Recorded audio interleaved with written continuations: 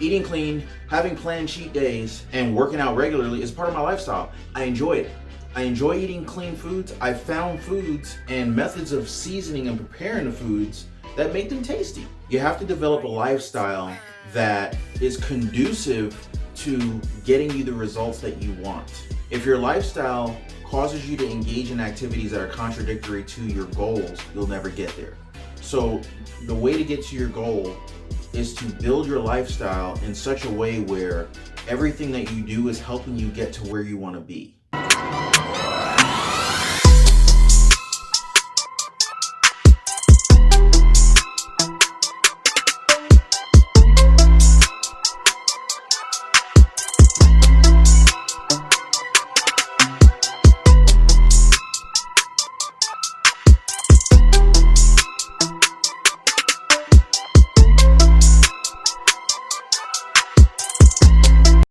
What's up, you guys? My name is Ron Yates. Thanks for checking out the channel.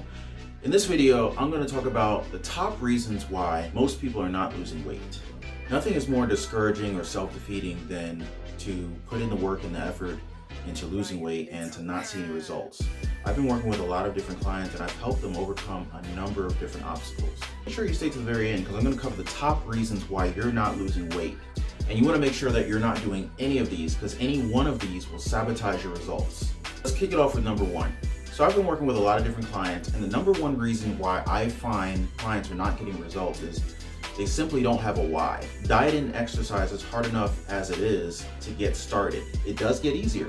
However, when you're making this initial transition, if this is not a part of your lifestyle, it's pretty tough. So if you don't have a strong reason for why, then it makes it that much harder for you to get going and stay on it. So the first thing I always cover with my clients, since I know that this is the number one reason why they fail at dieting and why they fail to lose weight and they fail to lose fat, is I simply just say, hey, why are you even doing this?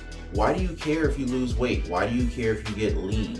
Why do you care if you burn fat or lose fat? What's the big deal? Why not just stay where you are? Most people will say something like, well, I just want to lose weight, I just want to lose a couple pounds, or you need something big enough to remind you and keep you motivated during the times when things get tough. And so many of my clients have a hard time even defining why they're doing it. A lot of my clients are like, hey, I want to lose a couple pounds. Hey, I want to lose this. And they grab their stomach and stuff like that. The thing is, those aren't big enough reasons. You might start the day off on level 10 for motivation, but are you going to be able to sustain that degree of motivation throughout the entire day? As the day goes on, people typically lose motivation. So by end of day, evening time, before bed, it's most difficult for people to remain focused and stick to the diet. I know what you're probably thinking, all right, Ron, I get it, a why is important, but I don't have a why.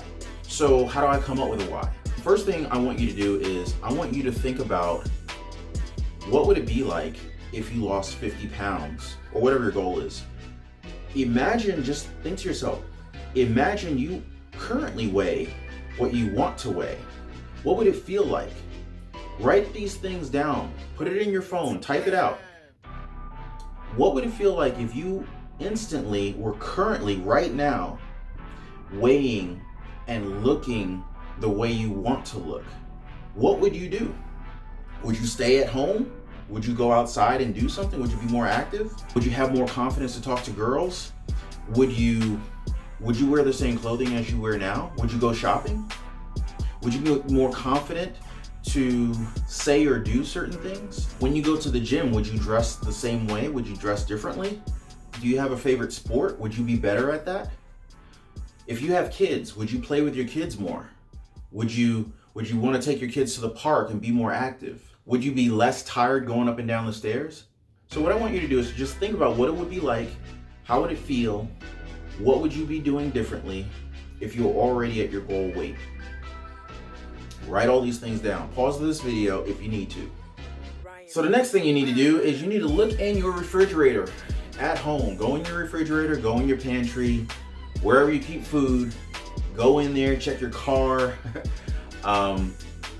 I need you to check your refrigerator, check everything.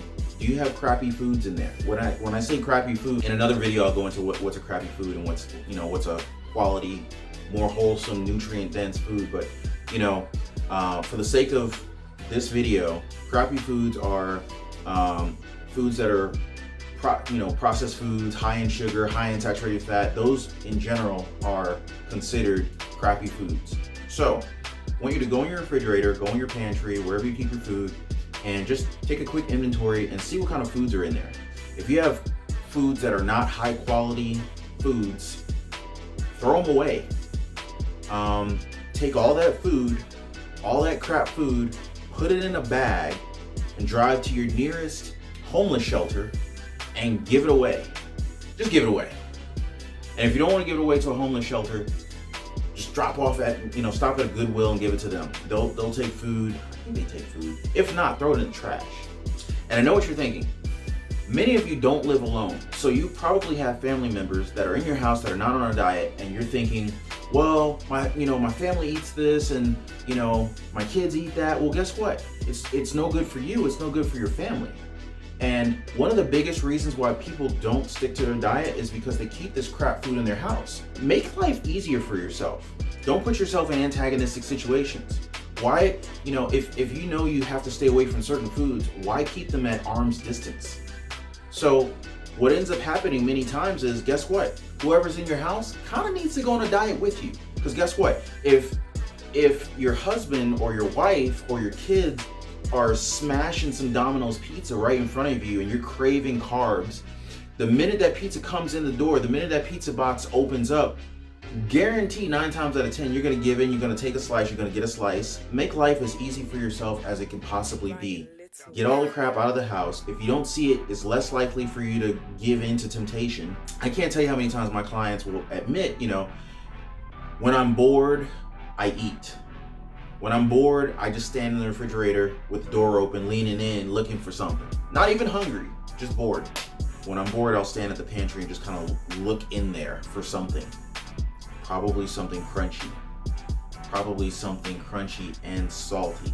But my point is this: if you don't have that crap in your pantry, you don't have to fight it. All right, so now we're gonna talk about your friends, your family, your coworkers, your circle of influence.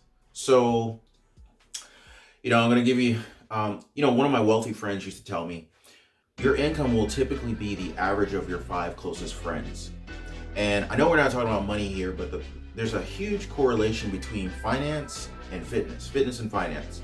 The reason why I bring this up is the people you hang out with the most are your circle of influence, and those people are going to directly impact how you view food, how you view life. Okay, so what I'm saying is you're on a diet, you're trying to change your lifestyle, you're eating differently. If the people you hang out with aren't eating that way, well, guess what? A few things are probably going to happen. See it all the time. 1, you're going to be eating clean, and those people are going to question, why are you eating that? They may bring food in. Let's say you're at work. If a colleague brings in some snacks, donuts, when you're at work, you have to have a plan. And if you realize that there are going to be snack temptations at work, you kind of have to navigate around that. Okay, so who are you hanging out with? Think about who you hang out with and what kinds of foods you typically eat with those people. Are these foods likely to be on your diet or within your diet? Are these foods likely to cause you to break your diet or break your new lifestyle? If they haven't adopted the same lifestyle that you're trying to adopt for yourself, it's going to make it 100 times harder for you. If you hang out with family and friends who are eating the types of foods that you need to be staying away from, you're gonna make life really, really hard for yourself. So in these cases, you may have to kind of pick and choose the kind of activities that you engage in with your family and friends. You may have to pass on that invitation to the restaurant and catch up with them wherever they're going after the restaurant. If you're trying to order salad at the restaurant and they're ordering this massive nacho bowl for an appetizer, followed by tons of other crappy food at the restaurant, good luck staying on your diet. If you know you're going to be in situations where you really have to force yourself not to do certain things, then why be in that situation to begin with? Why waste all the energy and effort needed to say no to something if you know that you could just simply not be there to begin with? Then you don't need as much willpower. you can save your willpower for when it's really needed. If you can pick and choose the situations you're going to be in, just don't put yourself in the situations where you have to use so much willpower just to make it through, 60 minutes at a restaurant. Pass on it altogether. If you guys are going to the movies, fine, go to the movies, but bring a healthy snack of your own. A small healthy snack, because I know you can't bring stuff into the theaters. So just find something small you can put in your pocket, and then that way you can go into the movies and you won't be as compelled to order popcorn and soda and all this other stuff. Here's another key. One of the biggest reasons why people gain a lot of weight and why people have a hard time sticking to the diet is when they're at work. So let's just say you're at work and your boss or your manager or colleague, coworker brings in a big box of donuts. Well, it's going to be pretty tough for you to see this box of donuts and not grab one or two or three. I recommend that you bring your meals to work, including snacks. And guess what? One of my biggest secrets, because I struggled with this myself, but one big secret that I discovered was the hungrier I am at the time that I see some unexpected snacks at work, the more difficult it is for me to pass on eating it. So what do? The moment I see some unexpected snacks, I can't tell you how many times I've seen pizza out, or I'll get an email, hey, there's pizza on the 5th floor. Or the manager brings in Krispy Kreme and Dunkin' Donuts, and it's just like, oh my God, this is just so much goodness right here, but you have to say no, right? So here's the thing. If you discover that there's some unexpected snacks out there, one of the biggest things that my clients have benefited from is this one strategy here, okay? The moment you see that food you're supposed to avoid, run. Don't walk, but run to the break room or wherever you keep your snacks and your food and eat a meal. If you're finding it very hard to avoid the snacks that are at work that you shouldn't eat, the best thing that you could do at that point is to eat another meal, even if it's not yet time to eat. And here's why. If you're hungry, it's 1,000 times harder for you to stick to the diet than if you're not hungry. So the way you combat this is you go grab another meal, grab your own meal, right? So you grab your meal, you eat it, and now when you come back, your willpower will be so much stronger because now you're not hungry. So one of the biggest reasons for failure is you're hungry and you're seeing something that you want. So if you could at least remove the fact that you're hungry, now you just kind of want it. But if you're not hungry, you don't really want it. You can just eat, you can more easily just be like, no, I'm good. So let's cover the next one. Another reason why my clients have failed to lose weight and burn fat was their diet hopping. I can't tell you how many times my clients have been like, hey, have you heard of this diet? Hey, have you heard of this diet? Oh my God, stop with the diets. Here's my take on this. So here's the thing, most diets work temporarily. But the problem is most of these diets are not really sustainable lifestyles. And so I never ever give a diet plan that's not sustainable. If you're hopping from one diet to the next, you're constantly being pulled from left to right with different philosophies on why you should do this or why you should do that. I scrap all that. We develop a brand new lifestyle of eating that is sustainable forever. Diets don't work long term. I know, I said it. Diets don't work long term. You need something that you can adopt into your lifestyle. Fad diets just don't work. So when my clients come to me and they're like, Ron, have you tried this? Or have you heard of this diet? What do you think about this diet? What do you think about that diet? I don't really care. I just don't care. You need something that you can live with forever. Here's the thing. Clients are always saying something like, dude, I don't know how you do it. I don't know how you stick to your diet. I don't know how you do this. I don't know how you do that. My secret is that I'm not sticking to a diet. I've adopted certain things that I'm gonna eat, and that's it. I give myself windows of opportunity where I'm willing to just eat whatever I want, but I'm in full control over when that takes place. So I've simply learned that, hey, I'm gonna have a cheat meal, but it's gonna be worth it. And I'm not gonna waste my cheat meal on these little snacks here and there. It's just not worth it. So instead of being on a diet, develop a lifestyle that gets you fit, that keeps you fit. Eating the right foods, exercising regularly. If that's a part of your lifestyle, it's no longer having to try to lose weight.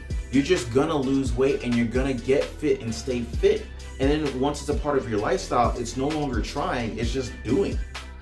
And so that's the ultimate goal that I have for my clients. I want them to get to a point where it's no longer thinking about being fit or thinking about trying to be fit. They just are fit. And that should always be the goal. If you have to think about what you're doing all the time forever, you're not going to do it. But if you get to a point where habitually you just do the things that get the results, then it's easy. If your lifestyle causes you to engage in activities that are contradictory to your goals, you'll never get there.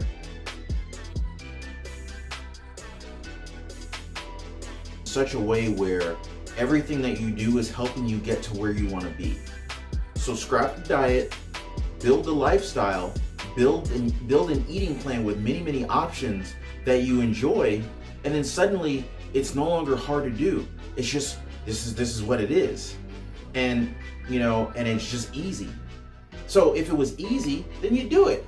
And that's it. And so that's why we make it easy. If you got any value out of this video, go ahead and smash that like button. And if you can think of anyone who could benefit from this video, go ahead and share this video. If there's anything that you would like for me to cover that I might not have covered in this video, please drop a comment.